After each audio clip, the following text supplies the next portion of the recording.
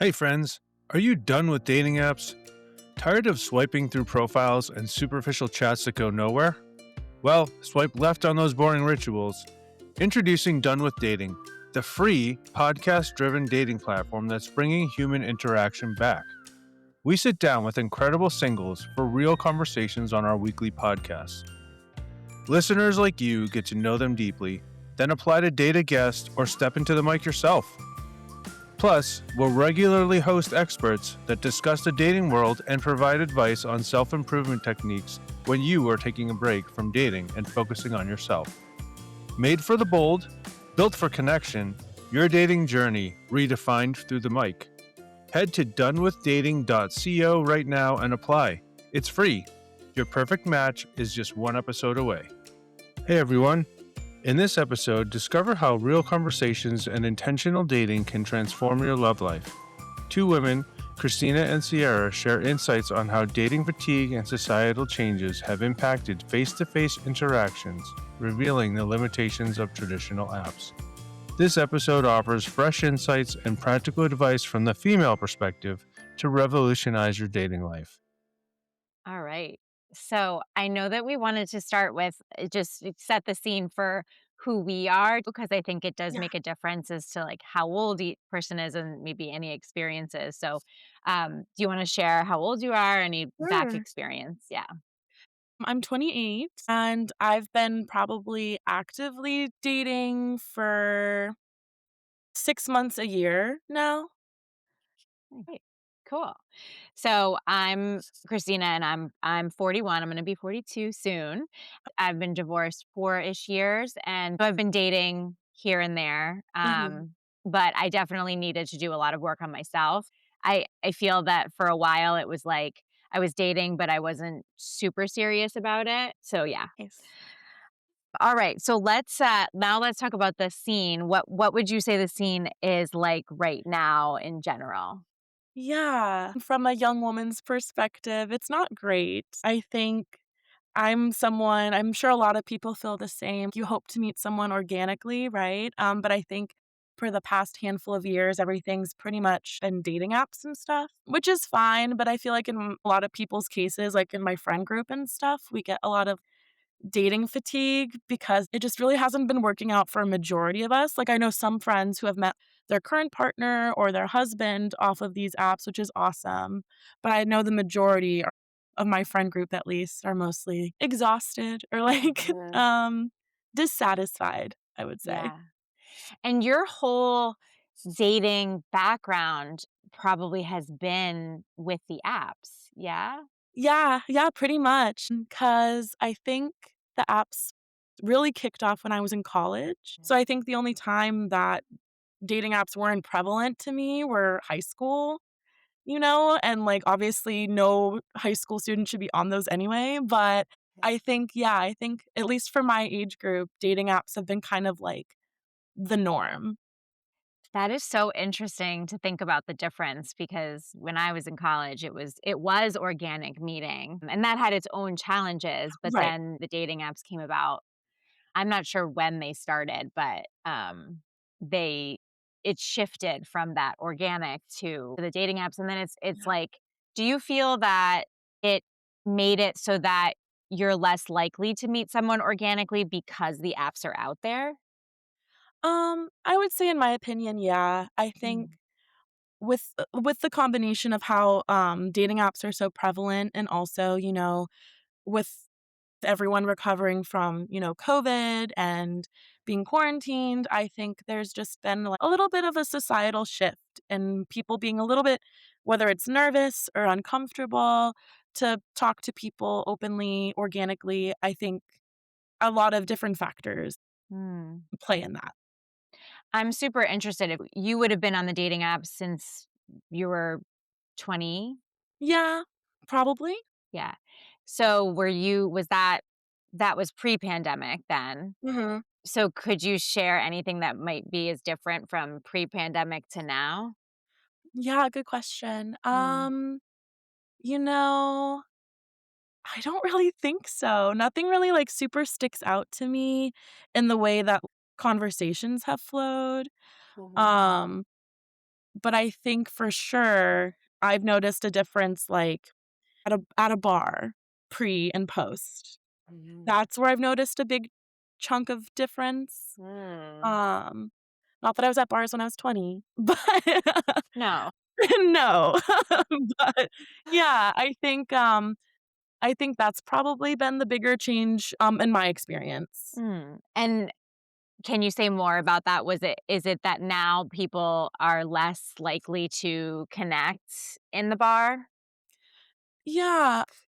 Like, there's one bar in particular that when me and my friend go, there's always there's a bit more of social livelihood where people are more willing to just approach someone and buy them a drink or what have you, but that's, like, one bar that I'm aware of in Greater Boston. Mhm. So, I'm not sure if it's people are just nervous or they're nervous because they can't tell if this person is partnered or not, or if it's like social anxiety or what have you. I think every person's different in that regard.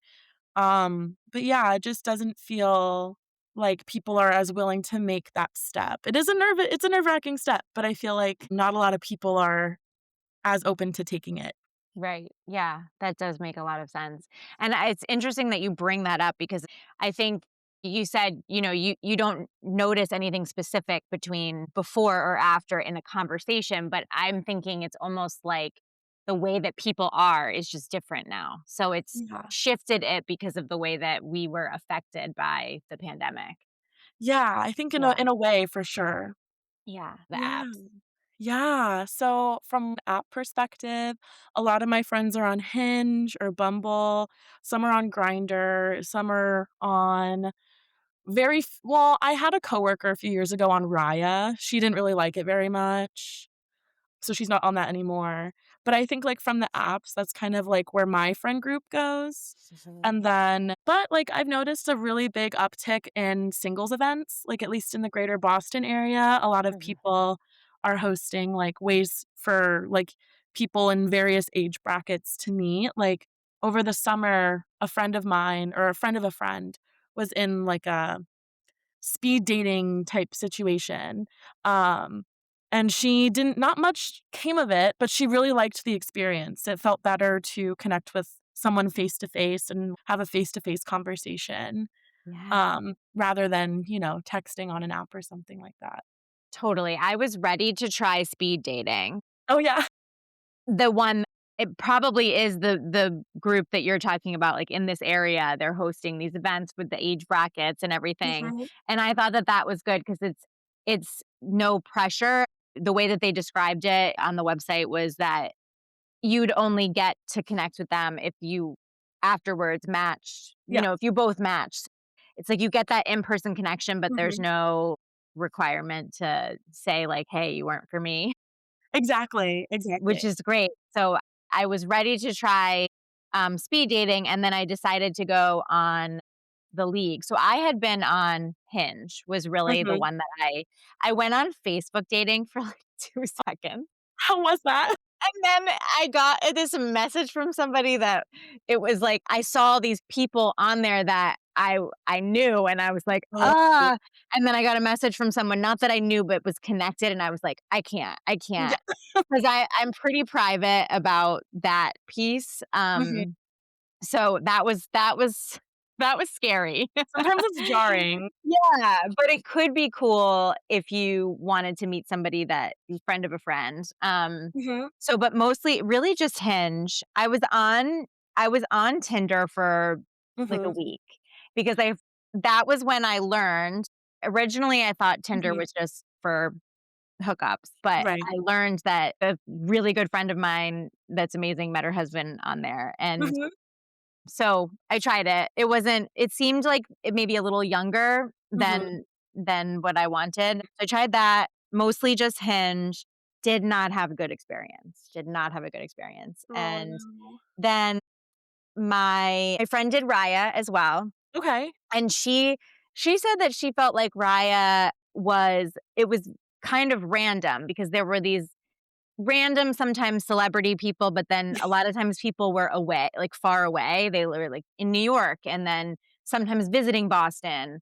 And Mhm. it's just Also, it felt I do think Raya sounded like it would be good just for even, like, business connections and just Right. friendships and any sort of connection. So then I saw an ad for the league on Instagram, and I'm like, "You know what? I'm just gonna shoot my shot, try it." Yeah. And then I did, and I met my current partner on the league. I really liked the league. I wasn't on it that long, but I liked the setup and the way that it was. So that's the scene for the older people. No, that's cool. I've never heard of the league actually.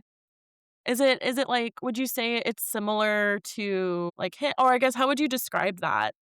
So the thing that I say to people who ask me about it is what I really liked. Well, first of all, you have to apply and Mhm. then they review your profile, but they verify you through your LinkedIn profile, Okay. which made me feel better. I had started to get on Hinge, it just started to be I started to get a little just nervous. You know, the Mhm. safety piece, I just started to feel like I really just need to be more careful. Yeah, And absolutely. so I liked the LinkedIn verification, thought it brought it to a little more of a professional level for somebody, Mhm. I'm in my 40s um and I liked that piece. And it's set up just like any other dating app. I think Okay. it's just perhaps more of a professional um avenue into Mhm. it. Um so yeah. No, that's Yeah. like a nice extra verification step, you Yeah. know? They're not using like, Instagram or something. They're using Exactly. yeah, Yeah. so that's Yeah. nice. And I know Raya does Instagram. You have to Mhm. so I was talking with my friend about it, and she was like, "I like the LinkedIn piece because the Instagram can be a little showy, it can be a little, Mhm. more like picture based, whereas LinkedIn is more professional based." Yeah. So I really liked that. Nice. Um, so let's see. What else? What would you want? Um, what would you want to be different beyond a more meaningful connection? I think the meaningful connection, though, I think we do need to just talk about what would a meaningful connection look like for you or your friends.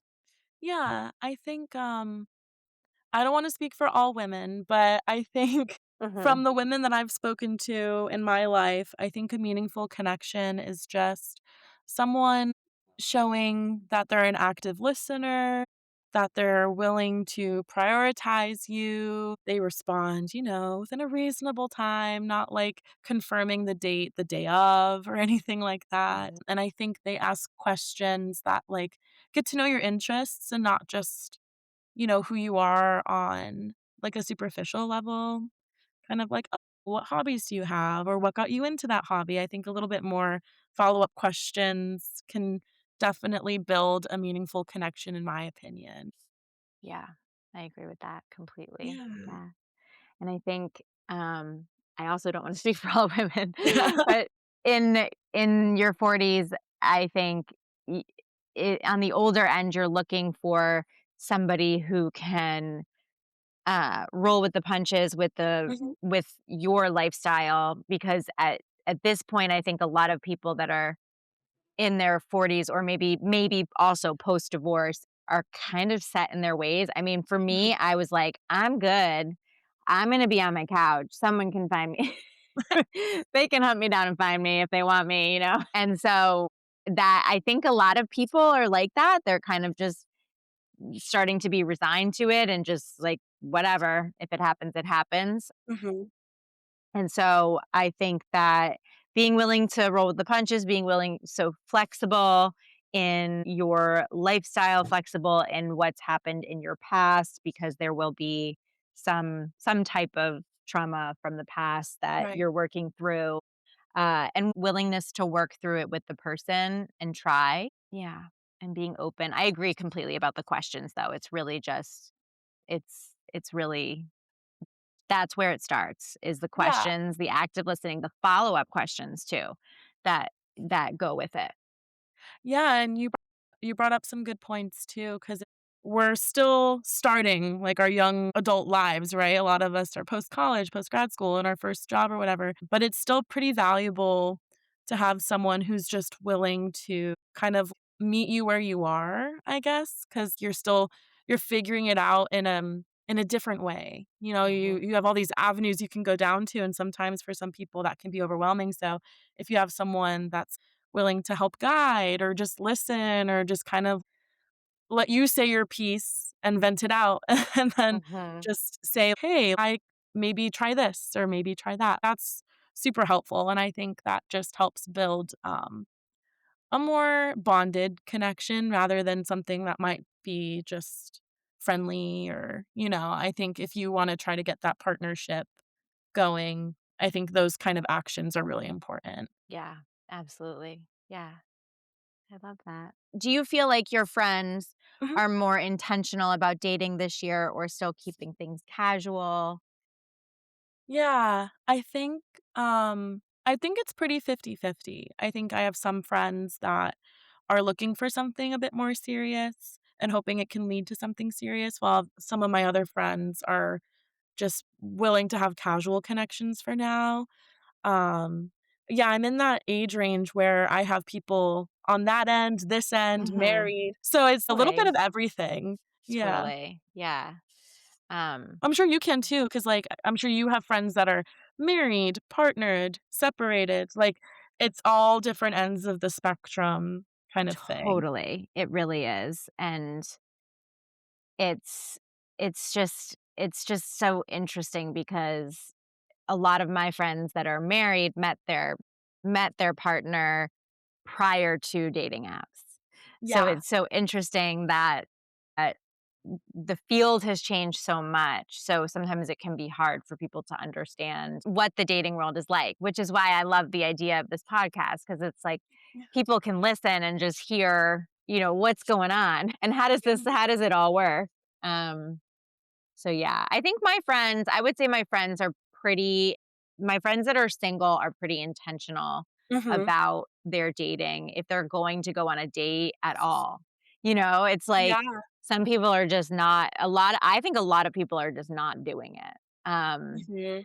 Totally. And I always keep thinking about how many reels and things I see that are from the woman's perspective and Mhm. then from the man's perspective, and it's like if we can come together a little bit more to figure out the in between where we would both be comfortable as opposed to hating on one side, hating on the other side, and like this is, it's like can we open the conversation more so that we can meet in the middle.